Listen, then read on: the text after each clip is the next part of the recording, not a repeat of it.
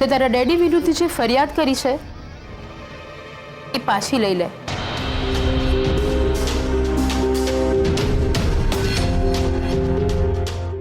Baby માસી, મને ખબર જ હતી કે આવું જ કંઈક કરવા માટે ડેડી સ્પેશિયલી તમને મળવા આવ્યા હશે. બાકી મતલબ વગર તો ડેડી તમારી સાથે વાત પણ ના કરે. જો કેસર, હું માનું છું કે એમનાથી ભૂલ થઈ છે અને એના માટે પોલીસ સ્ટેશન જઈ આવ્યા છે. એમને સજા પણ મળી ગઈ છે. તારે એમને જે પાઠ ભણાવવાનો હેતુ હતો એ પણ પૂરો થઈ ગયો છે. હવે આ વાતને આગળ વધારવાનો કોઈ અર્થ નથી.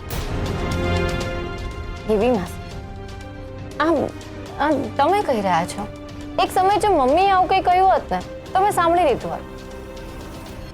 તમને તો બધી ખબર છે ને, તે છતાં તમે રહેવા દો. મારે હવે તમારી સાથે આ વિષય પર કોઈ વાત જ નથી કરવી.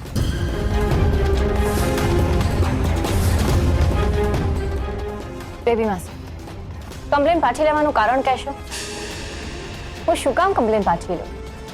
કારણ કે તમે આ જે કારણ આપ્યું છે ને એ તો મારા ગળેથી નથી ઉતરતું. કેસર, હું તને કેવી રીતે સમજાવું? એ તારા ડેડી છે, કોઈ દુશ્મન નથી. અને પોતિકા સામે થોડું નમતું જોખવું પડે. હું એમને મારા પોતાના નથી માનતી. પણ એનાથી સત્ય તો નથી બદલાઈ જતું ને. એ તારા ડેડી છે અને જીવનભર તું એમની દીકરી રહીશ. અને આ બધું કઈ એમના માટે નથી કરી રહી. તો પછી કોના માટે કરી રહ્યા છો? તારા મમ્મી માટે. તો બેબી માસી, હું પણ જે કાંઈ કરી રહી છું એ મારી મમ્મી માટે જ કરી રહી છું ને. અરે પણ કેસર, એ પણ એમને નથી ગમ્યું ને.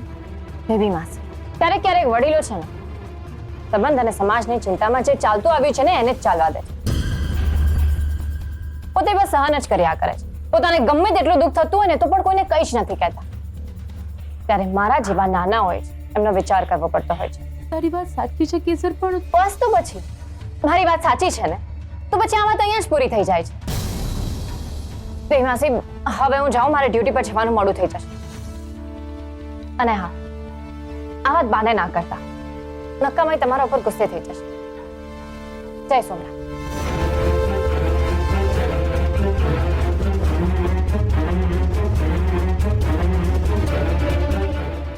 કેસર, તને કેવી રીતે સમજાવું? હું આ જે કંઈ કરી રહી છું એ કોઈ બીજા માટે નહીં, પણ તારું અને હર્ષનું લગ્ન જીવન ટકી રહે એ માટે કરી રહી છું.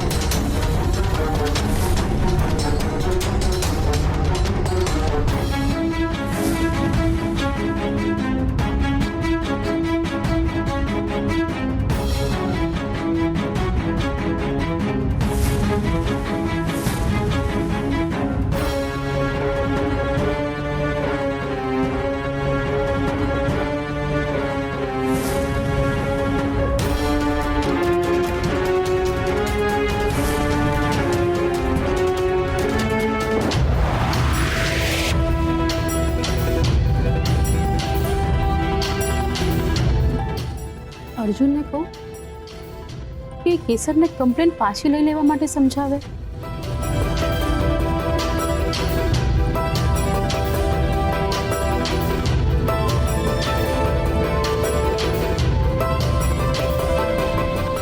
ના,